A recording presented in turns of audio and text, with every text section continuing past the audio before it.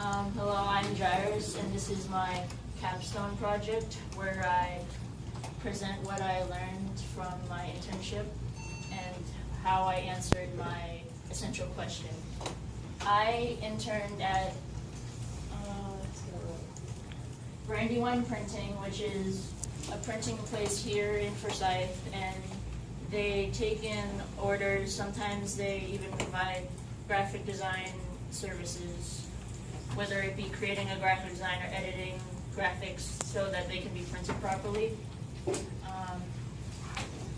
I helped out with some of the designs. I did hands-on projects where I helped print some customer orders. I even printed a truck wrap at some point where we print vinyl. I don't know if I can show the customer products because I don't know if that's an invasion of privacy, but my essential question was, how do I develop a graphic design that is memorable, effective, and changes the audience? Which means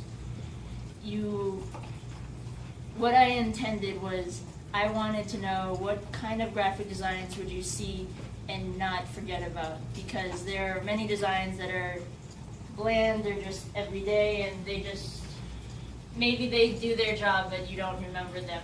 Just like some ad on TV, like you don't remember the last insurance ad you watched, you know?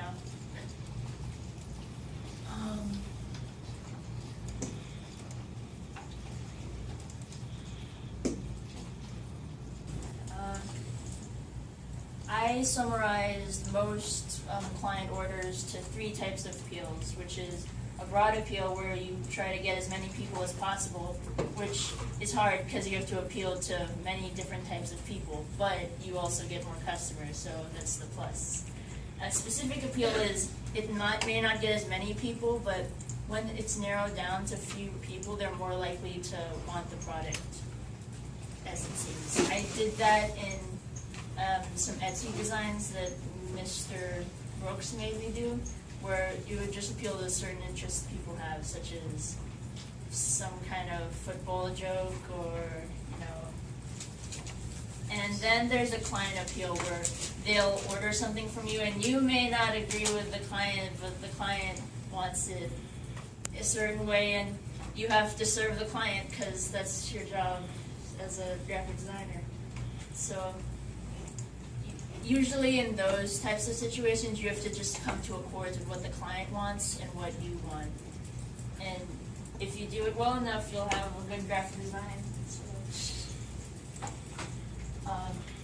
Some other important factors are uniqueness, where you should Google the subject you're doing, because you may think it's unique, but then you Google it, and on Google Images there are 5 other ideas that look just like your idea. So in consideration, you don't want to get drowned in the sound, and you should try doing something that many other people do. Simple. And then you should also consider the consequence of the situation, where that could mean a lot of things, like what your printing medium should be considered, such as if it's going to be flat or curved, or what kind of surface it's going to be on, such as this banner over here, which you have to consider. It's going to be very vertical, and you have to consider, I should have considered this when I printed it, but the text is on the bottom. It would have been smarter to put it on the top, because no one's going to look on the ground when you see your design. So those are things to consider when you're doing a graphic design. There's always room for improvement, so I'll just know not to do that next time. And then there's just practicality, which is the medium itself. Sometimes you have to consider that certain products, like truck wraps, are going to be in the sun and they're going to get faded after a while, and you should consider that in your design, possibly maybe not making a very complex, colorful design, or maybe just consider how the person's going to use it when they're driving around in that truck, whatnot.